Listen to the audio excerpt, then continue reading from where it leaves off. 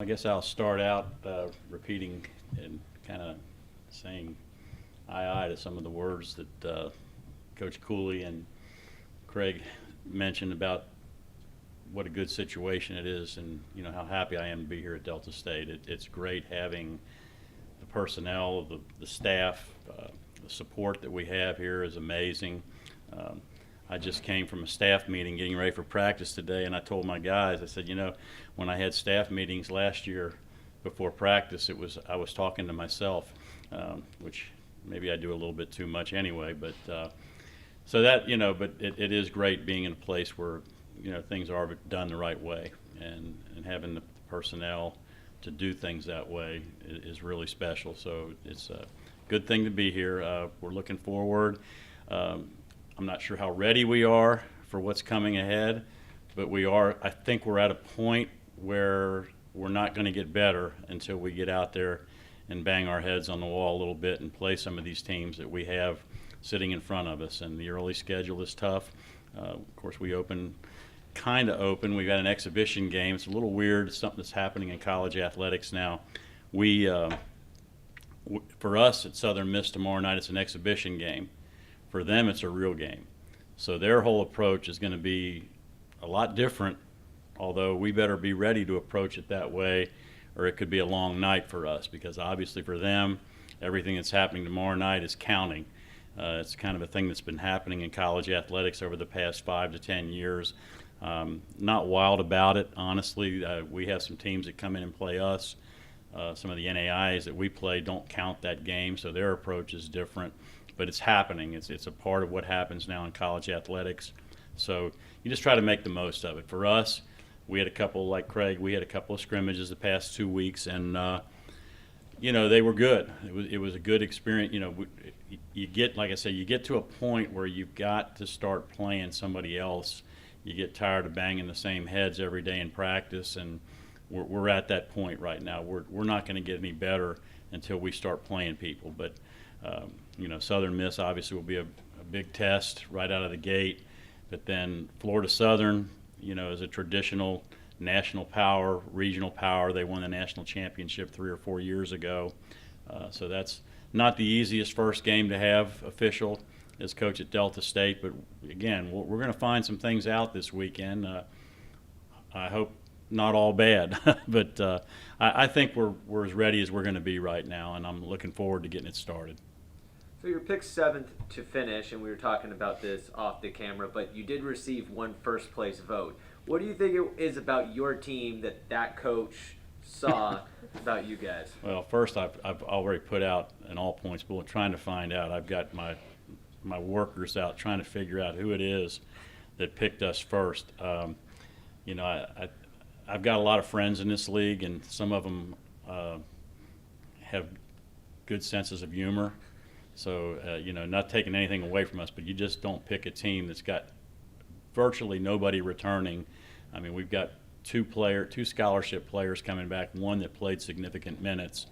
We're a new team. I mean, we got a new coach, and we've got all new players, and, we've got a lot of, we're trying to bring it together as fast as we can, but it is not an easy thing. When we were talking earlier, I mentioned, you look at some of these NBA teams that have been created, some of these dream teams that are put together over the summer, and they come together, and they've got a lot more time to work coming together than we do as far as what they can do in the summer and what they can do in the fall preparing for the NBA season.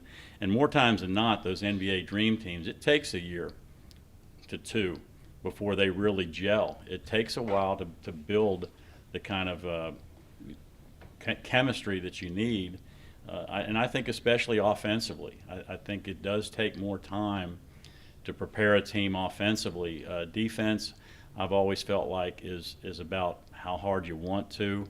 It's about energy and effort. And if you got guys playing hard, you can get away with a lot of sins defensively. If you make mistakes, you can scrap and cover for them. Offensively, problem is when you make mistakes on offense, you tend to hurt your defense too, because they wind up sticking them in the rim on the other end. So it does take a while to get that all together, and we're working on it. And the goal is to be patient, and hopefully as we get, go forward and get to January and February, we're going to be the kind of team that will be extremely competitive and hopefully playing in March. And sticking with the offense, is it more about just learning the new system, or is it just adjusting to a new coach, the new players, because you have a lot of new players?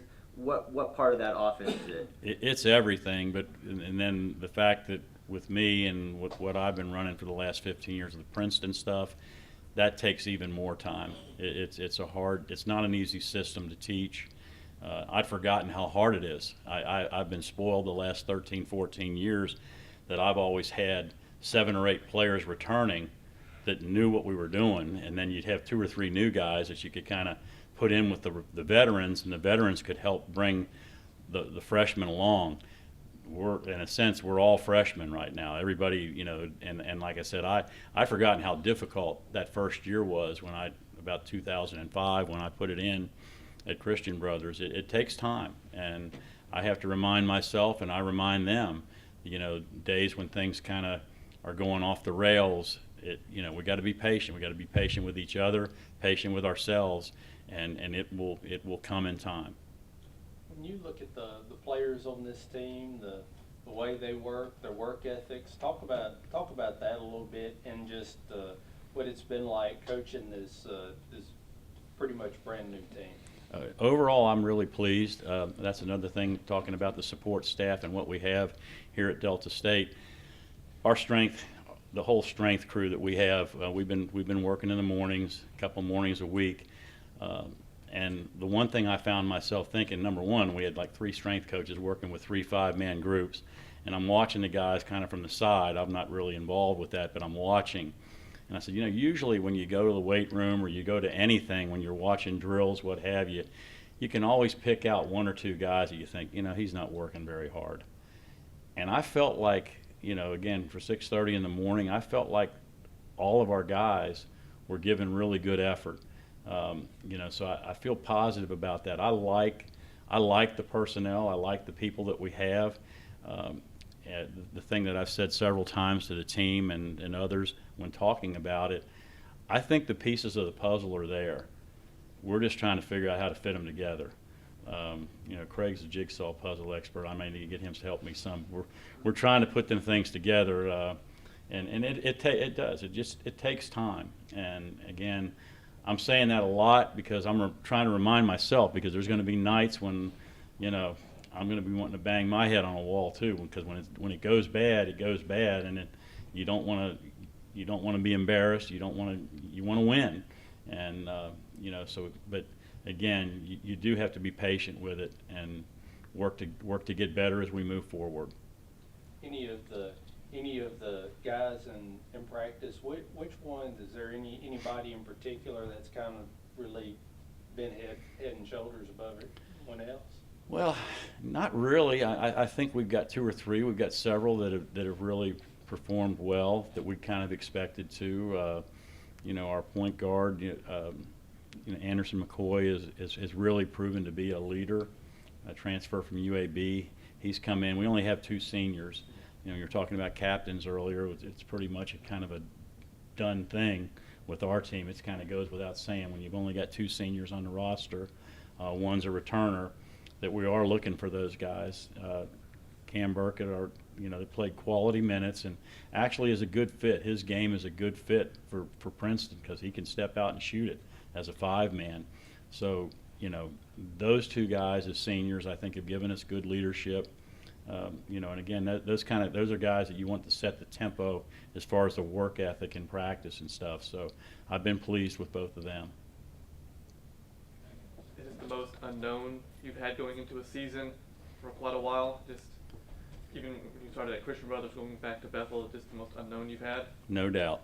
I mean, it's just trying to figure out what might come. There's times I drive home from practice thinking we're going to be lucky if, I hate to throw numbers out, but there's such a thin line, and Craig and I talk a lot. There's such a thin line in this conference between winning 20 games and losing 20 games, and that's the thing people don't understand. Night in, night out, everybody always says, well, anybody can beat you, anybody, but it really, in this league, top to bottom, year in, year out, you better be ready.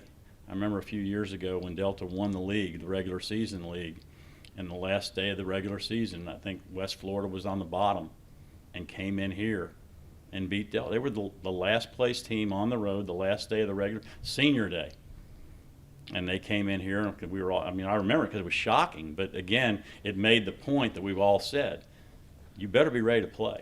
You better be ready to play every time you put that uniform on in the Gulf South Conference, or you're going to get it handed to you, because everybody's got players.